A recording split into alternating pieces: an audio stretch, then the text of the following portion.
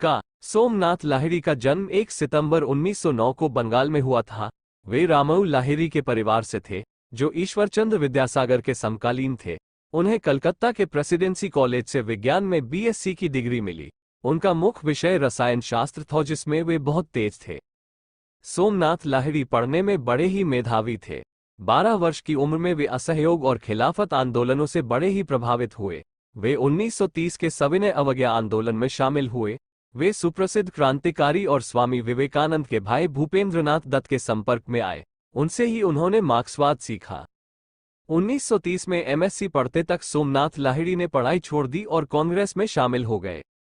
सोमनाथ लाहिड़ी ने कलकत्ता के मजदूरों को संगठित करना आरंभ किया।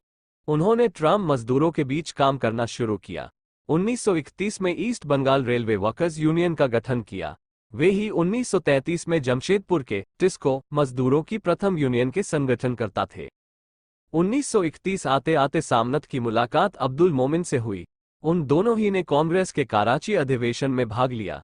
वहां उन्होंने भगत सिंह, सुखदेव और राजगुरु को फांसी दिए जाने के विरोध में निकाले गए प्रदर्शन में भाग लिया। कम्युनिस्ट आंदोलन में मेरठ षड्यंत्र केस, मेरठ कॉन्स्पिरेसी केस 1929-32 में भारत के सर्वोच्च 32 कम्युनिस्ट नेता पकड़े गए। बाहर रह गए कम्युनिस्टों ने विभिन्न तरीकों से कम्युनिस्ट गतिविधियां बरकरार रखने की कोशिश की। कलकत्ता में 1930 में अखिल बनर्जी, रानन सेन, अवनी चौधरी और रमेन बसु ने कलकत्ता समिति का गठन किया। जल्द ही अब्दुल हलीम और सोमनाथ लाहिड़ी भी शामिल हो गए। 1933 में सारे देश के पैमाने पर कम्युनिस्ट पार्टी का पुनर्गठन, कम्युनिस्ट पार्टी रिओर्गेनाइजेशन, किया जाने लगा। इसके लिए विशेष सम्मेलन बुलाया गया, जिसकी पहल प्रमुखतः पीसी जोशी, गंगाधर अधिकारी, छोटी इने की कलकत्ता समिति की ओर से। इसमें सोमनाथ लाहिड़ी, अब्दुल हलीम और रानन सेन उपस्थित हुए। सोमनाथ लाहिड़ी संविधान सभा के सदस्य, Somnath Lahiri member of constituent assembly. 1935 में वे पार्टी केंद्र में काम करने बंबई चले गए। एसएस मिरजकर की गिरफ्तारी के बाद सोमनाथ लाहिड़ी भाकपा के थोड़े समय के लिए महासचिव बनाए गए। 1936 में उन्हें बंबई की एक मजदूर चाल से गिरफ्तार कर लिया गया, जहां वे छिपे हुए थे। उनके साथ तेजा सिंह स्वतंत्र और दर्शन सिंह कैनेडियन भी गिरफ्तार कर लिए गए। वे लाहौर ले जाए गए और कुख्यात लाहौर किला जेल में रखे गए। उन्हें फिर 1939 में गिरफ्तार किया गया। बंकिम मुखर्जी के बाद सोमनाथ बंगाल में मजदूरों के बीच सबसे लोकप्रिय वक्ता थे। वे 1935 से 1948 के बीच केंद्रीय समिति के सदस्य रहे। 1948-50 के दौरान वे पॉलिट ब्यूरो में रहे। 1938 में बंकिम मुखर्जी और मुजफ्फर अहमद के साथ 1938-39 में वे अखिल भारतीय कांग्रेस कमेटी के सदस्य रहे। सुभाष चंद्र बोस की कांग्रेस अध्यक्षता के दौरान वे कांग्रेस के अंदर वाम एकीकरण समिति लेफ्ट कंसोलिडेशन के सदस्य बनाए गए। वे 1938 और 1939 के दौरान बंगाल प्रादेशिक कमेटी की कार्यकारिणी के सदस्य थे।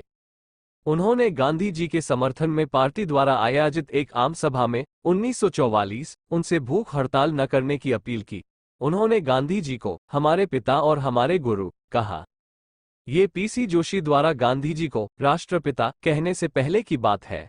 सुभाष चंद्र बोस के होते हुए भी बंकिम मुखर्जी और सोमनाथ लाहिड़ी की सलाह बड़ा महत्व रखती थी। 1940 में सरकार में कम्युनिस्टों को गिरफ्तार करना शुरू किया। लाहिड़ी तथा अन्य को कलकत्ता तथा आसपास के औद्योगिक क्षेत्रों से बाहर जाने का आदेश दिया गया। रिहाई के बाद वे अंडरग्राउंड चले गए और 2 साल गुप्त रहे। पाबंदी हटने के बाद वे 1943 में कलकत्ता कॉर्पोरेशन लेबर सीट से लड़े और भारी मतों से जीत गए। उन्हें 10,000 वोट मिले, जबकि उनके प्रतिद्वंद्वी को केवल 2,000। सोमनाथ लाहिड़ी ने एआईएसएफ में भी सक्रिय भूमिका अदा की। उन्होंने विद्यार्थियों की सभाओं में भाषण दिए। 1944 में उन्होंने म्यूनिसिपल कॉर्पोरेशन के ऐतिहासिक सफाई कर्मचारियों के हड़ताल का नेतृत्व किया। उन्होंने जूट मजदूरों के बीच 15 वर्षों तक काम किया। मो इस्माइल चतुरली तथा अन्य के साथ उन्होंने बंगाल की सबसे अच्छी यूनियन ट्राम मजदूर यूनियन का गठन किया। 1945 में वे बीमार हो गए, फिर भी ट्राम और कॉर्पोरेशन मजदूरों का नेतृत्व करते रहे। सोमनाथ लाहिड़ी मजदूरों के एकमात्र दैनिक अखबार स्वाधीनता बंगला के संपादक थे। संविधान सभा में संविधान सभा के चुनाव हुए। इसका उद्देश्य था भारत का संविधान तैयार करना। संविधान सभा ने भारत की पहली अंतरिम सरकार का गठन किया जिसके प्रधानमंत्री जवाहरलाल नेहरू बनाए गए। इस संविधान सभा में एकमात्र कम्युनिस्ट सदस्य सोमनाथ लाहिरी थे जो बंगाल से चुने गए थे। वे कलकत्ता एंड सब अर्बन लेबर चुनाव क्षेत्र से लड़े थे। उनके अलावा बंगाल से 6 अन्य कम्युनिस्ट उम्मीदवार भी थे। चुनाव से पहले सोमनाथ लाहिरी के घर पर गुंडों ने हमला करके घर तहस नहस कर दिया। इसकी कार्रवाइयों में उन्होंने अत्यंत सक्रियता से भाग लिया। संविधान सभा के सदस्य के रूप में उन्होंने एक प्रस्ताव के जरिए मांग की कि एक अस्थायी सरकार का गठन किया जाए जो वयस्क मताधिकार के आधार पर एक नई संविधान सभा का गठन करे। इस प्रस्ताव पर विचार नहीं किया गया क्योंकि इसे अध्यक्ष ने आउट ऑफ ऑर्डर करार दे दिया। जनवरी 1947 में सोमनाथ लाहिरी ने एक प्रस्ताव के जरिए सबको आश्चर्य में डाल दिया। उन्होंने बजट में संशोधन प्रस्तावित किए जिसमें मांग की गई कि मंत्रियों और अफसरों के वेतन में कटौती की जाए तथा साथ ही निम्नतर स्टाफ के वेतन में बढ़ोतरी की जाए। साथ ही उन्होंने मांग की कि स्वयं संविधान सभा के सदस्यों के अलाउंस इत्यादि में कटौती की जाए और वे आम सदस्यों की तरह रहें। जाहिर है उनकी मांगें नहीं मानी गईं। सोमनाथ लाहिरी ने मूलभूत अधिकारों पर अपने गंभीर विचार प्रकट किए। प्रेस की आज़ादी का उल्लेख तक नहीं किया गया है।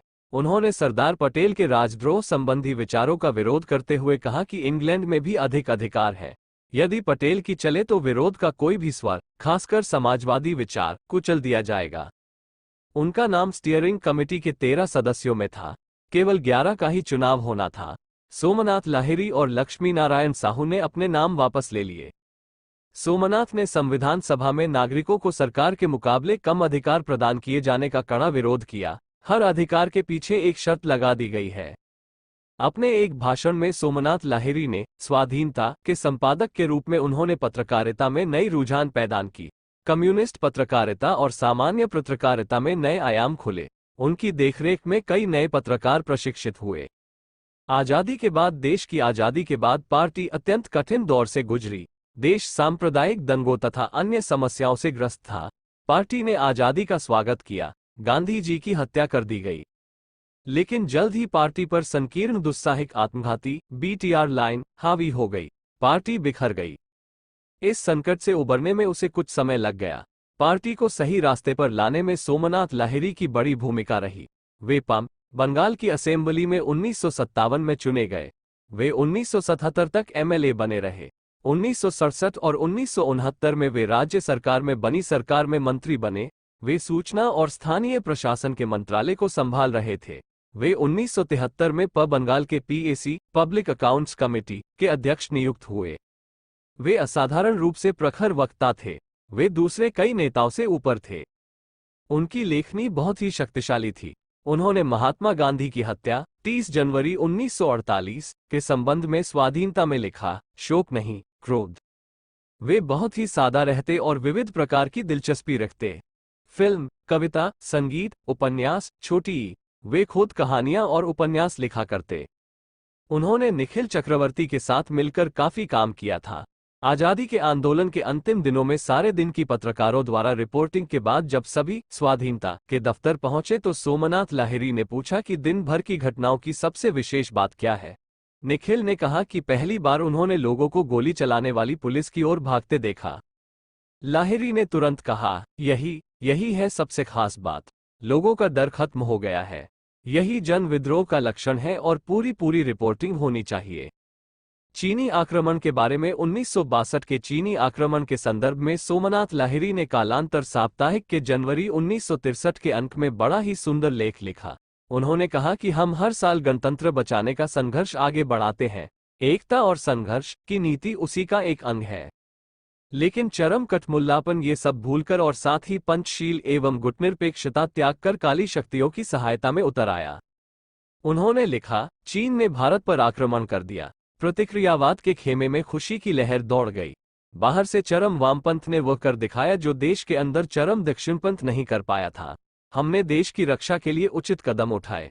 भारत की राष्ट्रीय भावना मरी नहीं। हमें प्रधानमंत्री तथा जनता की सच्ची भावना के पीछे गोलबंद होना चाहिए। हम देश का निर्माण अपने तरीके से करेंगे। हम शांति के लिए लड़ेंगे। सम्मानजनक शांति हमारे गणतंत्र का प्रमुख उद्देश्य होगा। नेहरू ने भारत की जनता की आत्मा को सुंदर शब्दों में प्रकट करने के लिए बधाई दी। नेहरू ने कहा था कि किसी भी प्रकार के दबाव का जनता द्वारा विरोध होगा। लाहिरी ने कहा कि असली बात अमल है। अभी भी अंग्रेज मौजूद है और उनकी छाया का असर कई घटनाओं पर पड़ रहा है। अंग्रेज अलग ही किस्म का संविधान चाहते हैं और इसके लिए दबाव बनाए हुए हैं। सोमनाथ लाहिरी ने रोजगार, भूमि के राष्ट्रीयकरण, छोटी ई के संदर्भ में मूलभूत अधिकारों संबंधी महत्वपूर्ण विचार प्रस्तुत किए। सोमनाथ लाहिरी न सिर्फ स्वाधीनता बल्कि अन्य पार्टी अखबारों से भी जुड़े हुए थे, जैसे नेशनल फ्रंट, न्यू एज। छोटी ई 70 के दशक में न्यू एज के लिए नियमित लिखा करते थे। उन्होंने कलियुगया गल्प नाम से बंगला में कहानियों का संकलन लिखा।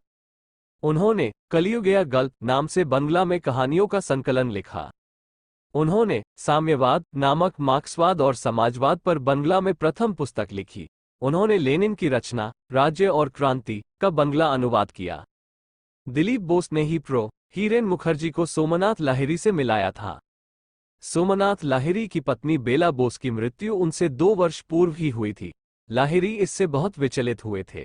उस दौरान उन्होंने अपनी एकमात्र कविता लिखी जो बाद में कालांतर में प्रकाशित हुई। सोमनाथ 1961, 1964 और 1968 में भाकपा की राष्ट्रीय परिषद के सदस्य थे। उस जमाने में तथा आजादी के बाद भी भवानी सेन जैसे प्रभावशाली व्यक्तित्व भी हुआ करते थे, लेकिन सोमनाथ लाहिरी का अपना अलग ही प्रभाव था। वे जनसभा में प्रभावशाली तो थे ही, वे मार्क्सवाद संबंधी सेमिनारों में भी उतने ही असरदार हुआ करते।